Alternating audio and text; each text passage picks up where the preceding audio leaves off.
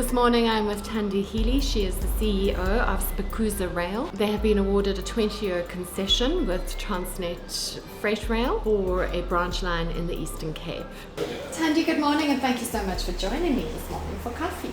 Branch lines has been a topic for a while, but I've never heard of anybody who's actually signed a branch line concession. So you have some exciting news.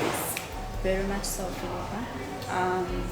It's been talked about for a long while within Transnet itself and in government, as in the Department of Transport and the Department of Public Enterprises. It has never been an easy journey, and fortunately we are where we are today, and still it doesn't mean that it's going to be an easy start. Because, as you're saying, it's the first of its kind. Well, I think it's fantastic. So tell me a little bit more about the concession, where it is, how long is the line, and what you're going to be doing. The line is in the Eastern Cape. It's 283 kilometers long, and it traverses across 3 municipalities. And it starts at Mthatha, ends at Amabele. Amabele is about 10 kilometers outside of Stadtheim towards East London. Mainly we will be hauling freight on the line, because when the line used to operate many years ago, it was predominantly freight, and they would hook up a coach at the end of the freight train for passengers. And also during peak season, when it's school holidays and there's lots of passengers moving up and down, then they would have a passenger train, but it was predominantly freight. From our side as well, we would like to focus on freight up until the business is up and running, and we understand the environment and the challenges, and to run the business, and then we will look at passenger tourism trains. So you signed the agreement in March last year. Yes. Where are you in the concession stage now? So from March to now, what's been happening and where are you at? What has been happening is we've been finalizing issues around the ancillary agreements that goes with the concession agreements, and also because the majority of the freight that we'll be hauling, actually it's about 90% of what we are projecting to move is predominantly going to be moving on Transnet main network. So which then forces us to have a partnership relationship, that kind of a relationship with Transnet, because most of our freight is going to be moving on their line.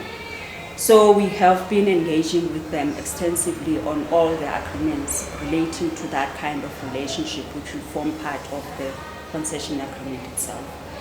And alongside that, we have started with minor upgrade works that needed to be done on the line, so that we are ready to start our operations once we have concluded whatever we needed to conclude with Transnet, and also concluded our customer agreements with our potential customers. We've been engaging potential customers as well, just to understand the service levels that they will be looking at, what kind of volumes, what's the end destination for some of their products, so that as we negotiate with Transnet in terms of the haulage agreements, we have an understanding of what our clients' requirements are going to be.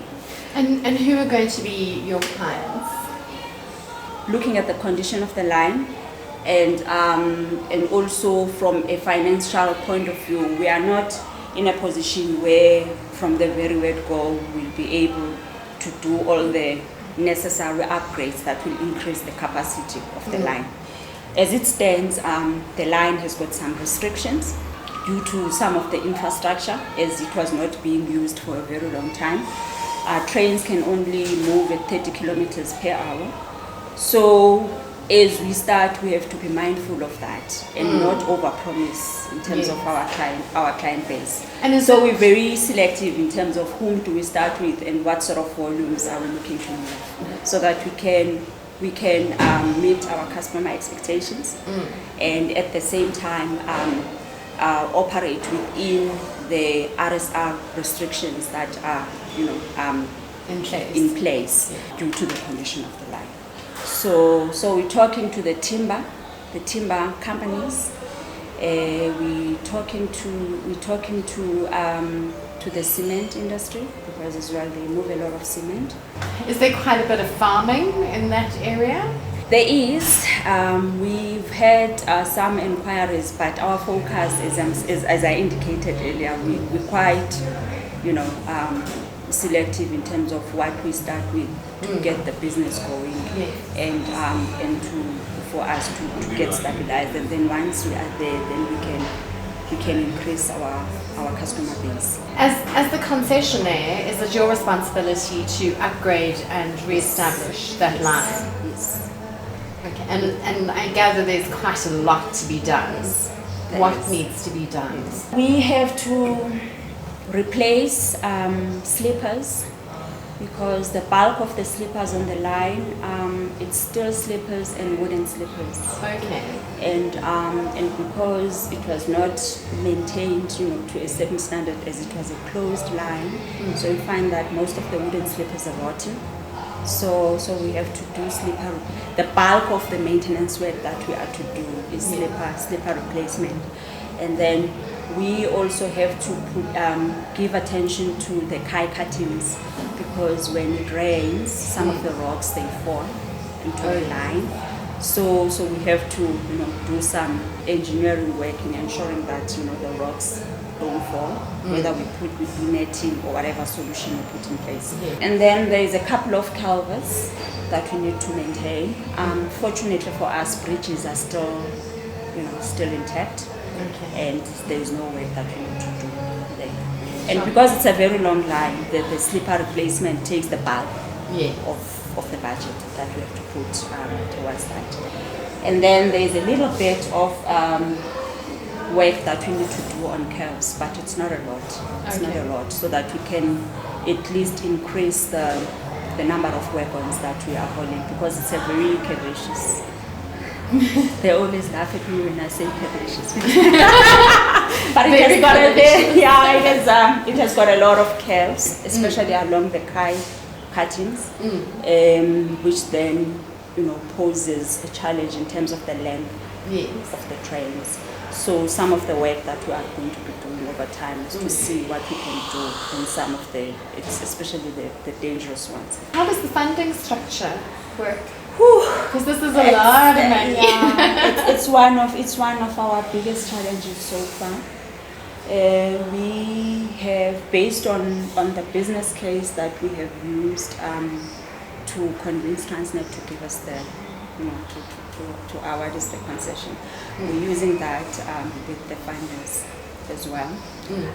But because we have not concluded some of the offtake agreements, in fact, none of the offtake agreements have been concluded as yet, because we're still waiting to finalize our haulage arrangement with Transnet. So the discussions that we have been having with financiers have not been conclusive because of that. And with the private financial institutions, there is a bit of reservation from their side. I suppose because we haven't seen transactions like this in a while. Yes. And because it's largely government exposure, because the bulk of the funds that we're applying for are going towards the infrastructure, which is at the end government infrastructure. So from their point of view, it will make sense if there is co-funding with some of the government, financing institutions, and then as the private sector, they will top up whatever balance still needs to be funded. So in terms of funding, that's where we are. We had extensive engagements with IDC. Yes. And at the time, they did express interest in terms of loans and also pref shares. Okay. More like a convertible kind of a facility. But those discussions have not been concluded due to the off-takes and stuff like that we still need to conclude. We are also looking at whatever facilities some of the government institutions do have in terms of grants, especially given that as much as we're looking at the branch line from a commercial point of view, we also want to focus a lot on the socio-economic impact that the project is going to have in the region. And because of that, then we are approaching government institutions that have got grants and stuff like that will then alleviate some of the funding pressures that we're having, that will then allow us to even be creative in terms of what our operating model is going to be, to ensure that we create the jobs, to ensure that we lower the cost of logistics in the area. So those are some of the things that we're exploring. So when do you run your first train? We are hoping to run it before June. Okay. Which is why we started last year with some of the initial upgrade works that will allow us to run trains. So as soon as we conclude our arrangements with Transnet, which we hope by end of March, all of that will be done, and then we can run our test train. The rolling stock, that's going to be Transnet rolling stock for now? In terms of the operating model, because most of our customers, their products are not just running on the branch line. They run on the branch line, and the majority of kilometers traversed are on Transnet mainline. So the operating model we want to explore, or we're exploring rather, with Transnet is that of a partnership arrangement where we subcontract the train operations to Transnet Freight Rail, or Transnet Freight Rail to haul all our freight. And then we will review that arrangement after 5 years to see if are we still happy from a commercial point of view to continue that arrangement, or do we lease our own. The company, tell me about that. It's 100% female owned? Yes. So tell me more. Sbhekuza Rail is a division of Sbhekuza Women Investments. Sbhekuza Women Investments is a brainchild of 6 women. All right. 6 women who happen to be related. All right. Myself and 3 of my sisters, my cousin, and my mother. Woman power. So it's a black women-owned company and family business. We still strongly believe in family businesses. Yes. Because, if you look in most of the big companies, they were started as family businesses. So we have worked together as the partners in the company before we started Sbhekuza Women Investments. Myself and one of my sisters, we were partners in a consulting company that I was operating before we started this project. So we've worked together very well. Why rail? Why rail and why Mthatha? We're from that part of the world. Okay. And when we were growing up, we used to stay 200 meters away from one of the stations where this train used to run past. So we know very well, how life was in that area when that train was moving. And we understand, we think we understand the local environment, much better. Yes. And coincidentally, my parents, they used to be involved in sawmilling. So the timber industry, we You know why. We know it. Yes, absolutely. Fantastic. So that's the company. Then in terms of rail itself, in my previous employ, the company we were running with my sister, we were doing a lot of consulting work for government entities, and Transnet happened to be one of those entities that we did work for. And that's when the rail bug hit us. And when the opportunity availed itself, we just took it. We just took it.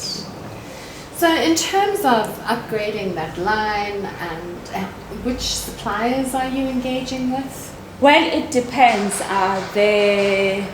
The work that we did last year, we engaged Sims together with Power, which is also a BE company based in the Free State. So the two companies assisted us with some of the work that we did. And then going forward, we'll explore and we would also like to build capacity internally as well.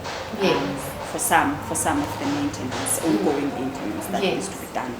Is there anything else you want to mention? I think that's looking quite good. Well, I think for us, it's a very exciting project, and also given the fact that it's the first of its own to happen, within the space, and even though being a guinea pig is not nice, but I think it's exciting, to be involved in these kind of projects, given the impact that they will have in the economy, and more specifically in the region where we'll be operating. That stretch between East London and Mthatha, I think in terms of accidents, and it ranks top 5 in the country. Oh wow. Because there's lots of trucks, the terrain is not that great, so there's lots of accidents. And because the only logistic solution in place is road for everything. So we're hoping that by reintroducing the train, at least it's going to alleviate some of the pressures that road is experiencing. So that excites us. And also the fact that we are women in a space that has been predominantly male, being male denominated. So it just goes to prove as well that we as women, when we put our mind into something, it happens. It's not going to be easy, but it can be done, and we're hoping it will inspire other young women to also believe that anything is possible. Well, Thandi, thank you very much for having coffee with me, and great to have met you in person. Yes.